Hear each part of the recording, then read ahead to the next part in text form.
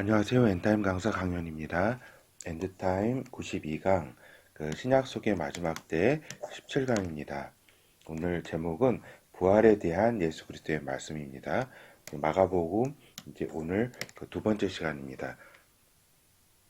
그래서 오늘 말씀드릴 거는 이제 부활에 대한 예수 그리스도의 말씀입니다. 그래서 이제 부활을 이제 부정하는 사두개인 이제 예수 그리스도께서 이렇게 그, 계실 때에 이제 크게 종파가 유대교 종파가 크게 이제 두 가지류가 있었어요. 이제 바리새파, 그 다음에 이제 사두개파라고 이렇게 두 개가 있었는데, 요 사람들은 이제 부활을 인정하는, 천사도 인정하고, 이렇게 영들의 세계에 대해서 이렇게 깊이는 몰라도 이렇게 구약 성경에 있기 때문에 이거를 이제 믿는 사람들이었어요. 이렇게 알겠죠? 그리고 이 사람들은 이제 각 회당의 이제 지도자라 그럴까, 랍비라든가 지도자들 이런 사람들이었죠. 그렇죠. 그리고 이 사람들이 어떻게 보면은 종교 지도자, 그러니까 현실적인 좀 힘이 있는 이런 대중력 있는 이런 사람들이었고, 그 다음에 이제 사두개파라고 있어요. 이제 이 사람들이 이제 성전 제사 이런 걸 이제 중시 여기고, 이쪽이 이제 회당이라고 한다면 바리새 회당 중심 그렇게 한다면은 이 사람들이 이제 서기관이라든가 이렇게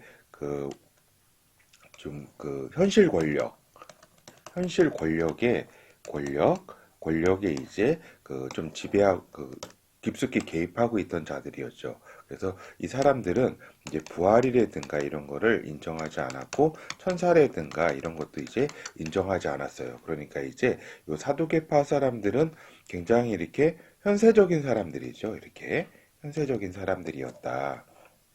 그래가지고 이제 예수 그리스도께서 이제 6월절 그때 그 이제 예루살렘에 이렇게 올라오셨을 때에 이제 부활의 질문을 많이 하잖아요. 예수 그리스도를 이제 여러 가지 책을 잡기 위해서 결점을 잡기 위해서 이제 많은 이제 질문을 하는데, 여기 이제 부활을 이제 부정하는 사두개인이 이제 예수 그리스도께 질문을 하죠.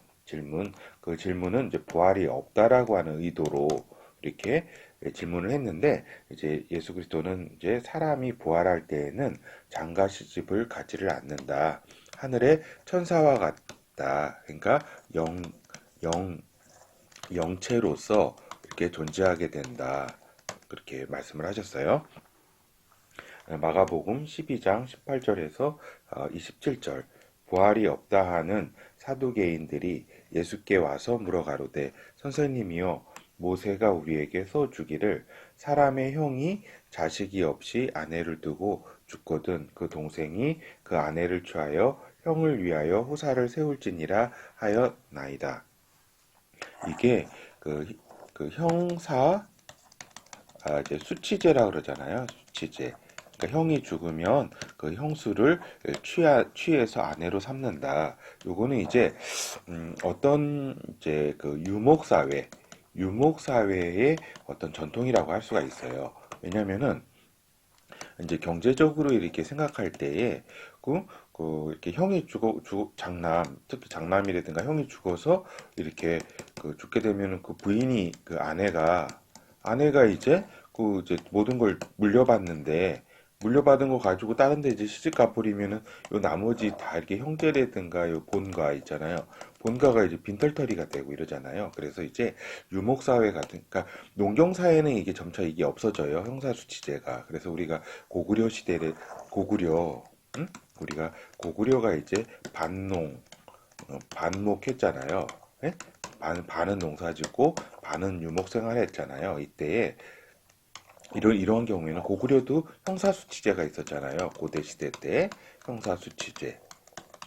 수치제가. 요건 이제 경제적인 그러한 요인이 강했다. 그래서 그 유목 생활을 하던 유대인들도 이렇게 그 형사수치제를 통해 가지고 이렇게 어떤 경제적 안정을 구한 측면이 있죠. 그 이제 배경 설명을 좀 제가 드리는 거예요. 칠 형제가 있었는데 맞이 아내를 취하였다가 후사가 없이 죽고 둘째도 그 여자를 취하였다가 후사가 없이 죽고 이거 굉장히 극단적인 이제 아주 예를 들어가지고 설명을 하네요. 논리를 전개하네요. 셋째도 그렇게 하여 일곱이 다 후사가 없었고 최후의 여자도 죽었나이다. 일곱 사람이 다 그를 아내로 취하였으니 부활을 당하여 저희가 살아날 때에 그 중에 네 아내가 되리이까? 이렇게 물은 거죠. 그러니까 어떻게 보면은 이제 현세적인 세계관을 갖고 있었던 그 사두개인이 아주 논리적으로 이렇게 잘 그래도 얘기를 한 거죠. 예수께서 가라사대 너희가 성경도 하나님의 능력도 알지 못함으로 오해함이 아니냐. 사람이 죽은 자 가운데서 살아날 때에는, 그러니까 일단 여기서 주님께서 이제 사람은 이렇게 죽는다고, 이렇게 그 지금의 그 육체가 이렇게 죽는다고 끝나는 것이 아니고 이제 계속 그 존재한다, 이걸 말씀하고 계시네요. 장가도 아니가고 시집도 아니가고 하늘에 있는 천사들과 같으니라. 죽은 자들의 살아난다는 것을 의논할진대 너희가 모세의 책 중 가시나무 떨기에 관한 글에 하나님께서 모세에게 이르시되 나는 아브라함의 하나님이요 이삭의 하나님이요 야곱의 하나님이로라 하신 말씀을 읽어보지 못하였느냐. 하나님은 죽은 자의 하나님이 아니요 산 자의 하나님이시라. 너희가 크게 오해하였도다 하시니라. 그러니까 결국 요거 말씀 들으면은 이제 인간이 이렇게 여기서 죽는다고, 이렇게 육체가 죽는다고 끝나는 것이 아니다. 내세가 다음 세상이 존재를 한다, 이렇게 말씀하셨고, 그때는 이렇게 그 육체가 아닌 영체로서 천사들과 같다. 그래서 이런 거는 장가도 가지 않고 시집도 가지 않는다. 이렇게 말씀을 하신 거죠. 그러면서 이게 이제 궁극적인 부활 상태예요. 알겠죠? 우리가 새 에루살렘 성이 우리가 궁극적으로 갈 곳이라 그랬잖아요. 그렇죠? 거기에 그 상태, 궁극적인 부활의 상태에서는 그렇죠. 그리고 이제 하늘 보좌 앞에라든가 이 상태는 예수 그리스도의 말씀과 같다. 근데 이제 여기서 이제 부활이라는 것은 이렇게 궁극적인 부활이만 있는 게 아니라 첫째 부활이라는 게 있어요. 그러니까 이게 먼저 부활이라는 게 첫째라고 이렇게 표현이 있는데 이걸 이제 먼저 부활이라고 이렇게 이해를 하시는 게 조금 더 이렇게 와닿을 거예요. 육체로 부활하는 것은 먼저 부활, 첫째 부활은 육체로 부활하게 돼요. 육체. 왜냐하면 메시아 나라에 참여하기 위한 부활이고, 이거는 이제 그리스도 안에 속해 있을 때 이제 첫째 부활에 이제 참여하게 된다. 이 부분은 이제 그 요한계시록에도 잘 설명돼 있죠. 그리고 그 사도 바울도 이제 이야기한 바 있고, 이게 부활이 이렇게 순서가 있다. 이렇게 얘기했잖아요. 먼저 주께서 강림하실 때 이렇게 그 부활하는 자들이 있고, 또 여기 살아서 이렇게 그 변화체를 갖게 된다. 요게 이제 첫째 부활이잖아요. 그렇죠. 그리고 마지막 때는 마지막 이제 메시아 나라가 끝나고 하나님 아버지께 예수 그리스도께서 나라와 모든 것을 바칠 때 그때 하는 부활이 있다. 이렇게 오늘 예수 그리스도께서 말씀하신 거는 요 궁극의 부활, 최후의 부활에 대해서 이렇게 좀 말씀하신 거죠. 그래서 그 요한계시록 20장 44절에서 6절까지 이제 첫째 부활에 대한 그 이야기가 다시 한번 보도록 할게요. 또 내가 보좌들을 보니 거기 앉은 자들이 있어 심판하는 권세를 받았더라. 또 내가 보니 예수의 증거와 하나님의 말씀을 인하여 목배임을 받은 자의 영혼들과 또 짐승과 그의 우상에게 경배하지도 아니하고 이마와 손에 그의 표를 받지 아니한 자들이 살아서 살아서 그리스도로 더불어 천년 동안 왕노릇하니 그 나머지 죽은 자들은 그 천년이 차기까지 살지 못하더라. 이는 첫째 부활이라. 이 첫째 부활에 참여하는 자들은 복이 있고 거룩하도다. 둘째 사망이 그들을 다스리는 권세가 없고 도리어 그들이 하나님과 그리스도의 제사장이 되어 천년 동안 그리스도로 더불어 왕노릇하리라. 그렇죠. 그래서 이 부분을 통해 가지고 이제 주님께서 이제 마가복음에서 말씀하신 거는 사두개인들한테 말씀하신 거는 이제 궁극적인 이제 부활에 대해서 이제 말씀을 하신 것이고 이제 그 전에 이제 그 첫째 부활, 이제 먼저 부활이 이렇게 존재를 한다. 알겠죠? 그리고 이 먼저 부활에 참여하는 것은 이게 예수 그리스도와 함께 천년 동안 이 그 메시아 나라에서 통치를 하는다. 그래서 이 첫째 부활에 이제 참여해야 되는 이런 것은 굉장히 복된 일이다. 복이 있다. 이렇게 말씀하신 거죠. 그래서 요거를 구분을 잘 하실 수 있어야 돼요. 알겠죠? 궁극의 부활, 영체, 이건 영체죠. 천사와 같은 상태. 그리고 이제 그 육체로 부활하게 되는 그 지금의 육체라기보다는 이제 업그레이드된 육체죠. 음? 그 거기 그 첫째 부활에 대한 구분을 하실 수 있으리라고 생각합니다. 그리고 이제 마지막 때 관련된 마가복음 말씀을 좀 살펴보도록 하겠습니다. 14장 61절에서 62절. 잠잠하고 아무 대답도 아니하시거늘 대제사장이 다시 물어가로되 내가 찬송받을 자의 아들 그리스도냐. 예수께서 이르시되 내가 그니라. 인자가 권능자의 우편에 앉은 것과 하늘 구름을 타고 오는 것을 너희가 보리라 하시니. 요거는 이제 그 십자가에 이제 달리시기 전에 이제 그 잡혀가지고 그 6월절에 전에 잡혀가 6월절이 그때 이제 잡혀가지고 대제사장한테 이제 신문을 받는 장면 아니에요. 그래서 너가 그리스도냐 이렇게 딱 그 하나 찬송받을 자의 아들이 뭐예요?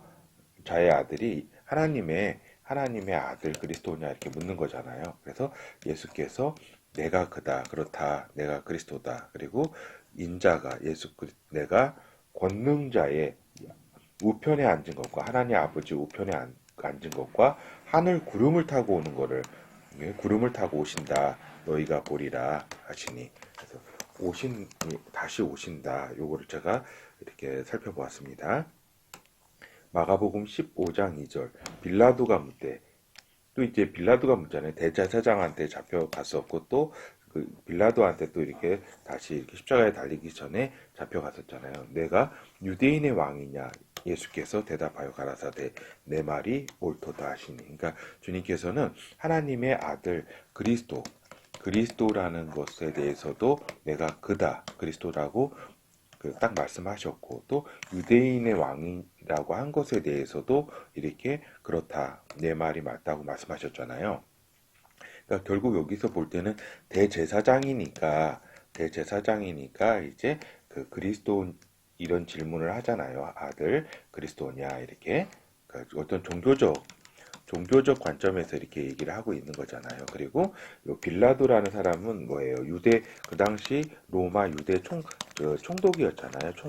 총독이기 때문에 중요한 게 이제 유대 반란이라든가 이런 데 정치적 이런 데 관심이 있는 거 아니에요. 그래서 너가 진짜로 저들이 얘기하는 유대인의 왕이냐고 이렇게 묻잖아요. 이건 이제 정치적으로 너가 반란을 일으킬 자냐 아니냐 정치적으로 이런 질문을 하게 되는 거죠. 그때 이제 예수께서 내 말이 맞다. 나는 유대인의 왕이다. 이렇게 쭉 말씀을 하신 거죠. 그래서 유대인의 왕으로서 예수께서 강림을 하셔서 예루살렘에서 다스리신다. 유대와 열방, 온 세계를 다스리신다. 이렇게 이해를 하게 되겠습니다. 그래서 결어를 살펴보면은 오늘 이제 부활의 중요성, 영원한 삶이 있다.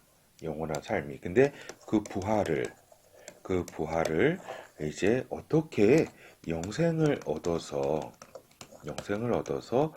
그 영원히 살 것이냐, 영원한 생명을 가질 것이냐, 아니면은 그 지난 시간에 살펴보았듯이 불못의 심판을 받아서 영원한 벌을 받을 것이냐, 이런 그렇죠. 그래서 이렇게 이렇게 요한복음 5장 29절에는 이렇게 선한 일을 행한 자는 생명의 부활로, 그렇죠? 영생, 생명의 부활로, 악한 일을 행한 자는 심판의 부활로 나오리라. 이게 어떻게 보면 궁극의 부활이죠. 부활, 그렇죠. 부활. 그러니까 이거는 그렇죠. 그러니까 생명의 부활로, 그러니까 생명의 다음 어떤 죽은 뒤에 생명의 그러한 상태로 계속 살 것이냐, 아니면은 심판의 상태로 살 것이냐, 요걸 둘로 나눠지게 된다. 이거 명심해야 될 것입니다.